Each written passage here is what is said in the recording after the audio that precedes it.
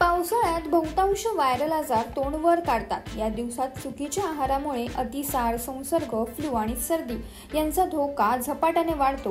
अशा परिस्थितीत सावधगिरी बाळगत आहारात सकस आणि पौष्टिक पदार्थांचा समावेश करायला हवा, कारण असा आहार अनेक आरोग्याच्या तक्रारी दूर ठेवतो। पावसाळ्यात निरोगी राहण्यासाठी तुम्ही तुमच्या आहारात काही पदार्थांचा समावेश करू शकता। पावसाळ्यात हेल्दी आणि फिट राहण्यासाठी आहार कसा घ्यायचा जाणून घेऊयात या व्हिडिओच्या माध्यमातून। नंबर 1, हिरव्या भाज्यांचा समावेश करा।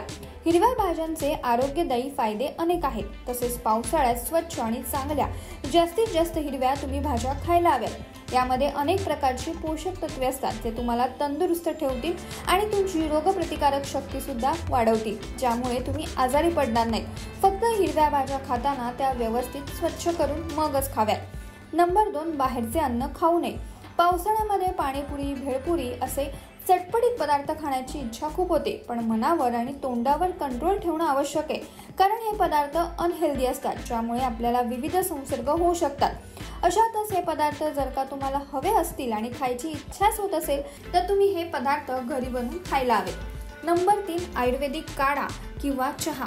पावसाळ्यात आल्याचा चहा तुम्ही पिऊ शकता। तसेच लसूण आणि दालचिनी यांसारख्या आयुर्वेदिक पदार्थांपासून तुम्ही काढे देखील बनवू शकता, ज्यामुळे तुमची रोगप्रतिकारक शक्ती वाढेल आणि तुम्हाला पावसाळ्यात निरोगी राहण्यास मदत होईल। नंबर 4, मासे खाऊ नका। पावसाळा ऋतू हा माशांच्या प्रजननाचा काळ असतो, त्यामुळे या दिवसात मासे खाऊ नये। या दिवसात मासे खाल्ल्याने पोटाचा संसर्ग होऊ शकतो।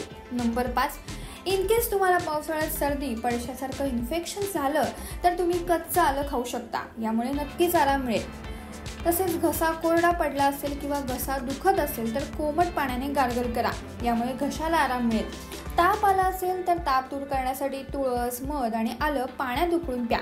महत्त्वाचं म्हणजे या ऋतूत गहू, हरभरा आणि भाज्या अधिकाधिक खाव्यात, ज्यामुळे शरीर हेल्दी राहील आणि पावसाचा आनंद तुम्ही मनसोक्तपणे घेऊ शकाल। तुम्हाला ही माहिती कशी वाटली आम्हाला नक्की कमेंट करून कळवा आणि अशाच नवनवीन आणि माहितीपूर्ण व्हिडिओसाठी ओनली मानेनी जरूर सबस्क्राईब करा।